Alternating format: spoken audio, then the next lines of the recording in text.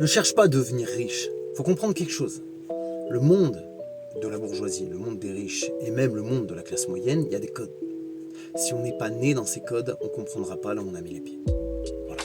Le nombre de gens qui partent de quartier et qui débarquent dans des écoles de commerce ou des écoles d'ingénieurs parce qu'ils ont bien travaillé l'école et qui se disent mais c'est pas mon monde, mais ça me ressemble pas. Comprenez-le, le choc culturel, il est énorme entre les classes sociales. Bien entendu, vos profs, vos éducateurs, ils vous ont tous dit l'important c'est l'école, l'important c'est l'école. Alors je sais que là, beaucoup de gens vont pas être d'accord avec moi, mais l'école c'est pas la solution. Voilà.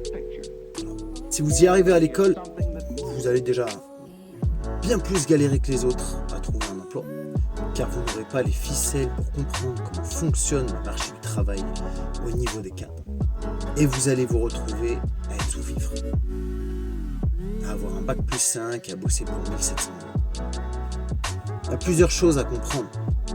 La classe moyenne, elle ne fonctionne pas comme la classe populaire. Premièrement, dans la classe moyenne, on est un individu. Okay.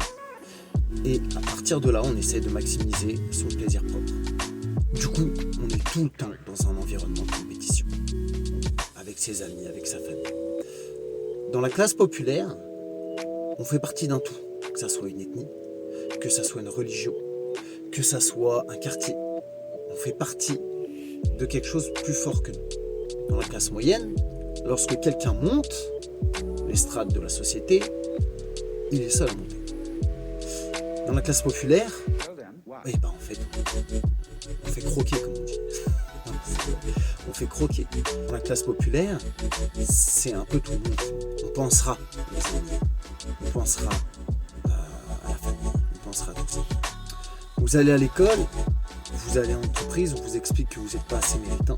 Et vous, croyant au mérite, très souvent, vous avez l'impression que c'est de votre sort, que c'est vous qui avez fauté quelque part. Être méritant, c'est surtout adopter les codes d'une certaine classe. Et meilleur imitateur qui est considéré comme étant méritant à l'école. Pour conclure, ne croyez pas à l'école. Je pense vraiment que le mieux, c'est passionnez-vous par contre pour des choses. La sociologie, l'anthropologie, les mathématiques, les choses comme ça. Par sécurité, trouvez un emploi dans un domaine où ça recrute, où vous n'aurez pas de mal. Et puis si jamais, une fois que vous êtes installé, reprenez l'école. Ça se reprend à n'importe quel âge. Voilà. C'est mon point de vue. Sur ces bonnes réflexions, courage à vous.